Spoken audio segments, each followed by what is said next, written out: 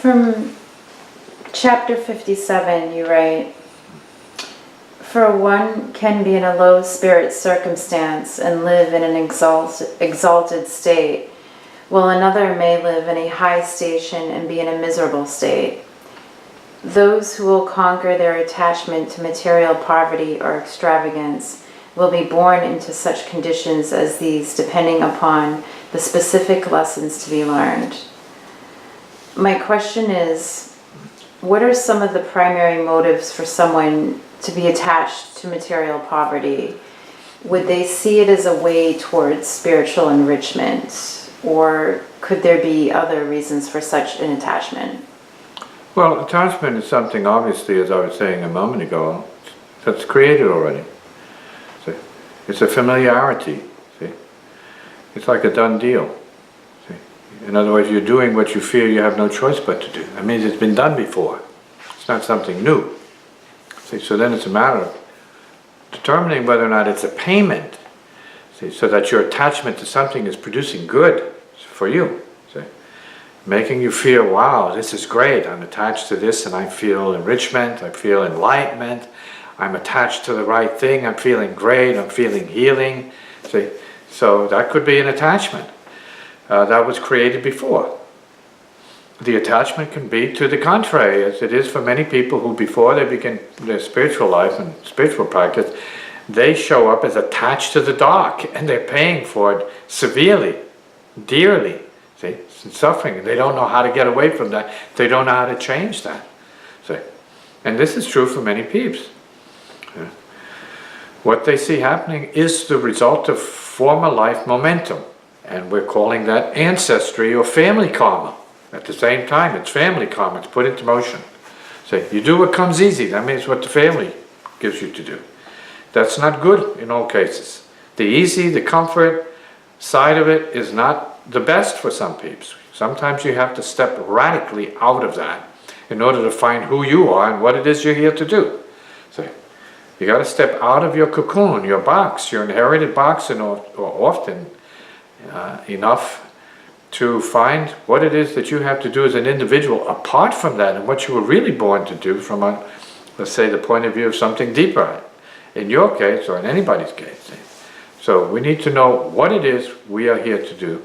We need to know what location, is part of an inheritance or part of the family thing, and whether we are bound to that or stuck in that. We need to know if we're stuck with other beings and how long we need to be stuck with other beings, how long do we need to be in a location, and whether these are due to past deeds, good deeds or bad deeds, or even a part of a step towards a future creation. See?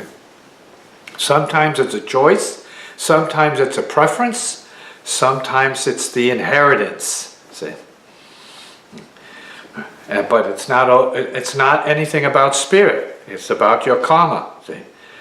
So often what people say, oh, well, I'm following spirit and doing this. No, you're really talking about your karma. What's the spirit moved me to do this? No, you're talking about your karma. It's already in place, it's already momentum, it's solid, it's going to be happening, it's predictable, it's karmic flow.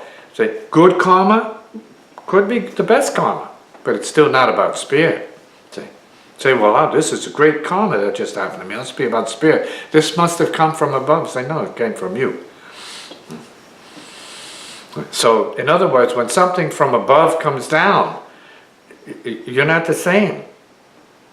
Say, well, then this thing happened from above and it just took me out of what I was doing. I don't want to be doing what I'm doing. Or, in some cases, you have a spiritual experience, you come back and, to the same situation, but you're dramatically changed, and everything changes after that.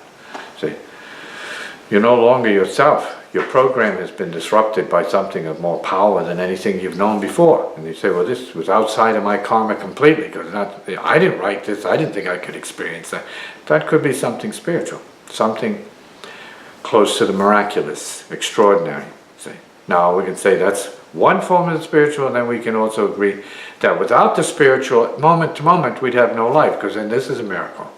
But we're talking about something that is interrupting your life, intervening in your life as some kind of a exceptional force, and that can be apart from your karma. Most of what we say that is happening to peeps is you really, at best, normally they're good karma showing up where they didn't think they had that kind of good karma. So, but they say, oh, this is spiritual. Thank you, God, for this and that. And so, I mean, that's appreciated. I'm sure the powers above, you know, feel okay about that. But that's often really on the person, coming from their good karma.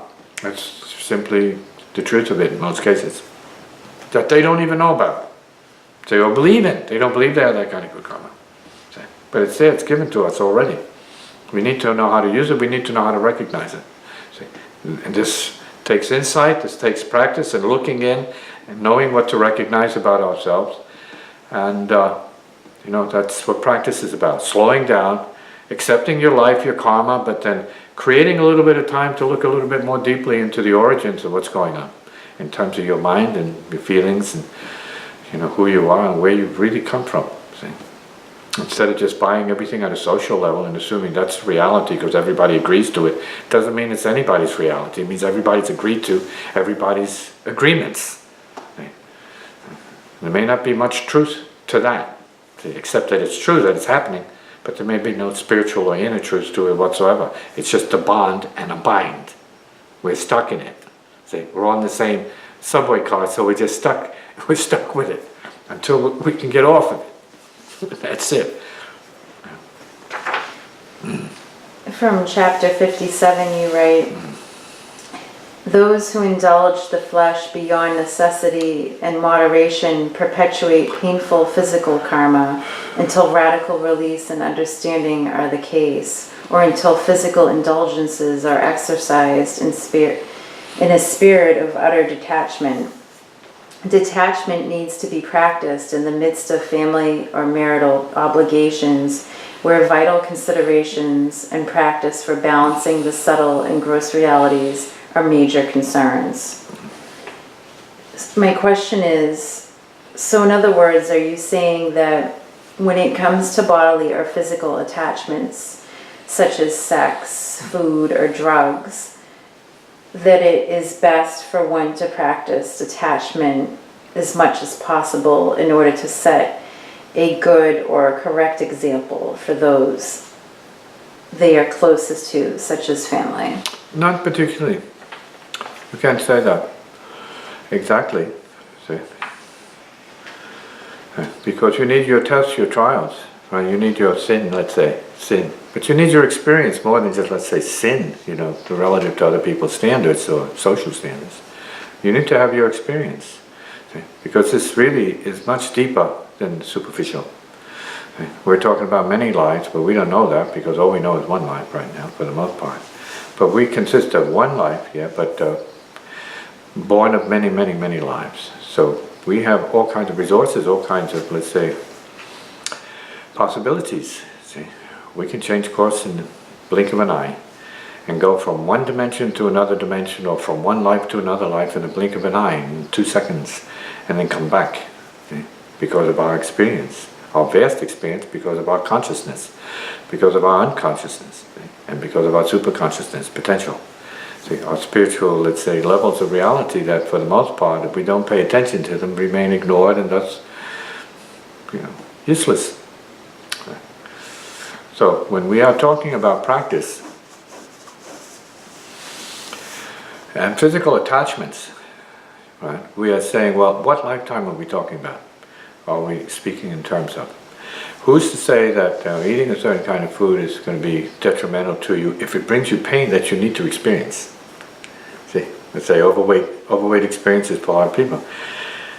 It's a payment, but it's also a, let's say, form of wood for the fire of purification, because for some people say, well, I've been this way and I want to do this. Now, had I not been this way or that way, I wouldn't have made a choice to be this way. See? So everything then becomes a step along the path, or wood for the fire. So when it comes to the things that you mentioned, like sex, food, and drugs, yeah, it's good to improve, good to refine our processes in terms of what we intake and what we are using to build ourselves or learn our lessons from. And detachment is key to this, yes, but we're not talking about detachment in terms of avoidance, and we have to be very careful with that. Attachment is one thing. Detachment is not just physical. Detachment is mental and emotional. Detachment, that means saying to yourself, yeah, I'm doing this, but I'm not really attached to it. I'm eating this food, but I know I can give it up. That's an important viewpoint to have. Say that this food doesn't own me. Okay? I'm not owned by the sugar, crazies I love and excesses and indulgences. I see it as part of my blood, but that's not me. It's important to get to that. Or the soda pop some people drink, or cakes that they have to eat, or whatever it is. They have to detach themselves from that and say, no, this is the body doing this. I'm not exactly, completely, and totally the body. I'm not even my emotions and good feelings about it. I'm not even my thought and the history that I was brought up into in terms of food and all of these things, or sex and other things, medications, drugs, or whatever else is going on there. Say, no, I'm none of that. See, so it's important to detach from that and work from the attitude of being more than your karma, more than your situation, so that you can begin to benefit from appropriate detachment, subtle detachment. Say, whether you're with the family or not with the family, or being a good example, you have to be true to higher principles, and that's more important. Say, getting free, becoming free of your own consciousness, being free of your own karma, being free of your own ignorance, and in the process being a better example because you're making the right choices for yourself. But not because you want to be a better example. You're just doing the right thing for you. That's probably the best way to be a better example. Comment. So must one always practice abstaining from certain indulgences? Depends on what they are and to what degree they're harming you and standing in the way. See, sometimes practice has to be where the temptation is strongest. Sometimes that is your practice, best place of practice. See, if you're like, for instance, this is crazy, but if you're an ice cream addict, if you could work in an ice cream parlor, but not succumb, see, where you experience the kind of detachment that balances, that means neutralizes what it is that you're suffering, see, in terms of a higher state of understanding. You got to know that you are not what your suffering is, as much as recognize your suffering. I mean, we recognize that we suffer these specific things, but then we have to go beyond that. It's like, well, this is the physical body. We don't usually say, this is me. Well, you don't even know what the me means. This really means your physical body, your astral body, your golden body, your mental body, and all the other bodies that are a component to your consciousness, your inner consciousness, your unconsciousness, then your superconsciousness. Which, yeah, they seem to be theoretical in words, but put to the test, it's real, it's true. You're much more than your appearance. We're not the body. We're the light in the body. We're the soul. We have to understand that soul has its own attributes, its own function, apart from the body. It's the merging of the two and balancing of the two, aligning the two properly, that gives you, let's say, the example of a person that's more advanced or less advanced and thus more victimized relative to karma, and then the advanced person shows up as one who's victorious over those karmic problems and, let's say, downfalls that are very common amongst people who are not as disciplined, say, or conscious. Common. So is it ever possible for overindulgence to lead to detachment? Well, you can see from your overindulgence, I mean, a lot of people drink until they have a huge puke on the side of a street, in the corner somewhere. And then in the midst of that puke, they start to realize something profound, that they didn't need to do it and now it's done. That happened in my case as a teenager. See, I had this huge puke after drinking something. And I said, I never want to be in this situation again. I'm puking my guts out. And I said, this is crazy. And I saw the process at that point, realized the logic of it, say, well, this is the natural conclusion, the natural result of what I was drinking and in the way I was drinking.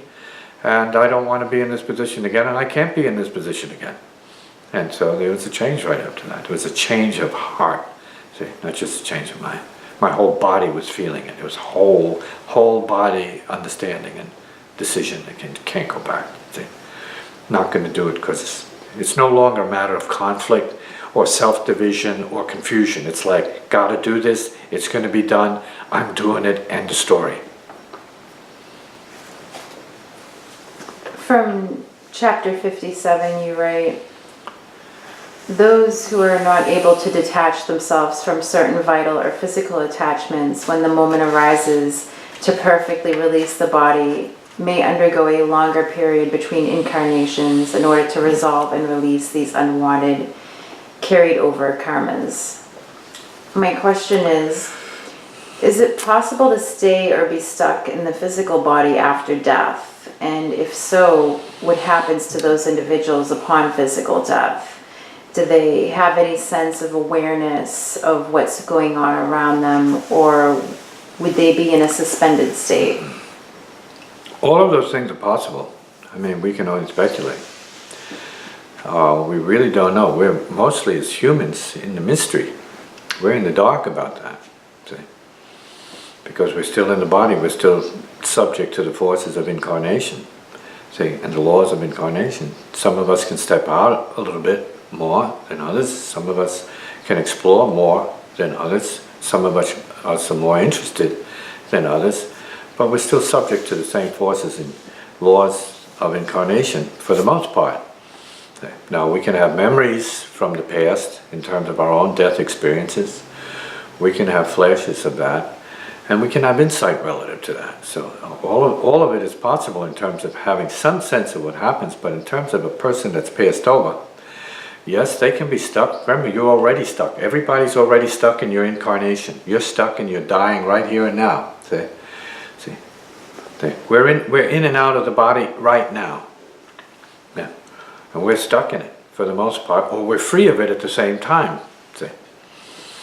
And so when you go to sleep, it's the same thing. You're stuck in your dream, or you're not stuck in your dream. You're stuck in some bardo of some sort, or some level to some degree, or for a certain period of time. All of this is happening simultaneously because you're here. And your multi-dimensionality as fact becomes more obvious to you when you start paying attention to being stuck, and that's the paradox. You're stuck, you're in stillness here, and yet you're free and you're in space here at the same time. You're in time and you're in space. We are space beings, for the moment, tethered to the time machine body. Right? And so we have options for what we do with our consciousness, but do we have the training and the responsibility to do something substantial about it for ourselves so that we can actually know beyond a doubt what it is that we're doing and what it is that happens to other peeps, because we know what happens to us. So yeah, is it possible for people to be stuck? Yes, it is. Is it a time thing? Yes, it is. Everything is subject, all the material in astral and spiritual worlds is subject to time forces. This universe is a time machine, so it's all about time, and how long you are stuck depends upon you. Just as how long you are liberated depends upon you and your sense of relationship to what liberation means to you. Whether it means, a certain kind of emotional freedom, a certain kind of mental freedom, freedom of thought, freedom of detachment, freedom of transcendence. All of these things depend on your perception, because your perception has a lot to do with what happens. But we're talking about your state of mind, which is the middle. It's like the medium between what happens in your reality or in any reality. You are what it is. You're the source of your karma and your mind's mental states. From chapter 57, you write, spiritual liberation is not easily recognized or realized, even though the state of pure conscious isness is coexistent with all states, high and low, here and now. My question is, are you saying that we are already free?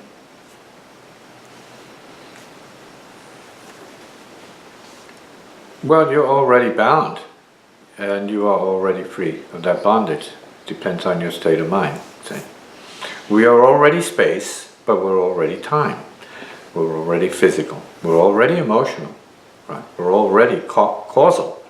See? We're already part of, let's say, the subtle superstructure of consciousness in the universe. We're already atomic. See? We're already part of the etheric world. We're part of the universe already. We're star energy already. See, we are spirits already. So we are free. But we're also bound to our agreements. So when your agreements are such, when they become less relative to bondage and gravity, then of course you will function according to that. So are you free of your body? You say relatively free of your body. See? Are you free of suffering? Yes, relatively free of suffering. It depends on the individual. What are you willing to let go of to be as free as you can be? I think that's a good question for anybody. Individual liberation is at the bottom of this whole, let's say, issue of spirituality. See? Spirituality at the highest level means what you have let go of in order for you to be the freedom of spirit and the happiness that comes with the feeling of a lack of gravitational bondage. It's a theory, for sure. It is a concept even. But then you have to go beyond the concept into a state of beingness where you start to see and feel what it is in terms of what the universe is about. Can you be the universe right now? Can you feel it? Can you feel the infinite space of the universe? It's a matter of how you exercise your consciousness, because your consciousness is not really bound to anything except by programming. And that's important to know. Okay? How can one accept or realize spiritual liberation without losing their sense of being an individual?